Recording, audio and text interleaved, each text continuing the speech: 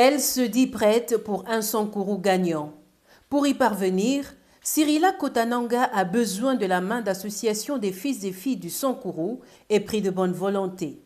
60 ans après l'indépendance chèrement acquise, le Sankuru est rongé par plusieurs maux. C'est ce qui justifie bien la démarche de Cyrilla. Je suis allée au Sankuru.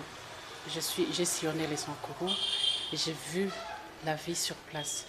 C'est très difficile pour les autochtones qui vivent et qui ne sortent pas. C'est vrai, les Sankuru ont beaucoup de politiciens. C'est vrai que les politiciens sont là depuis des décennies. Mais peut-être que c'est vrai qu'ils ne font rien parce que moi, je ne saurais pas parler à leur place. Maintenant, il y a quelques semaines, il y a un caucus des députés nationaux qui sont allés voir le président de la République et le Premier ministre.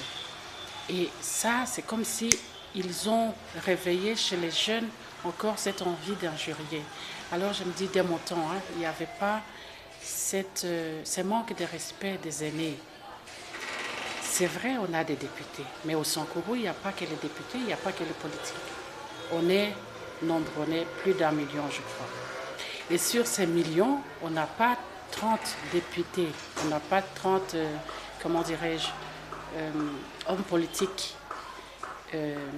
qui peuvent faire tout à la place de la population. C'est vrai, ils peuvent apporter leur pierre aussi, comme chacun d'entre nous. Et si eux ne font rien, est-ce que c'est pour autant qu'on va passer le temps à s'occuper d'eux, à les injurier, parler d'eux du matin au soir à longueur de journée? Non. $1, soit 2000 francs ou plus, c'est cette somme que la présidente de l'ONG, Dynamique des femmes pour l'émergence du Congo, attend de fils et filles du Sankuru. Elle rassure par ailleurs la bonne gestion de ces fonds. Si j'ai $1, je peux acheter un coca. Si je commençais par $1, c'est justement parce que je sais qu'ils n'auront pas confiance, ils vont avoir peur. Tu as $1, tu vas acheter les coca, tu le bois, tu jettes. Tu peux donner à un sans-abri, tu peux faire tomber aussi. Alors qu'on essaie de se dire, je vais jeter mon $1, mon €1, mes 2000 francs à la mer. Je ne sais pas qui va les ramasser. Mais quelque part, peut-être que ça sera ramassé et peut-être que ça sera utilisé à bon escient. Même les chefs coutumiers, parce que si on a essayé avec les politiciens, comme ils disent, que ça ne marche pas, à moi, peut-être qu'ils n'auront pas confiance. Mais on a tellement de chefs coutumiers et les chefs coutumiers, souvent, ils ne rentrent pas dans des guéguerres. Bien que les fonds soient les bienvenus, les idées et les projets ne sont pas en reste. Le Sankuru a tout pour se prendre en charge.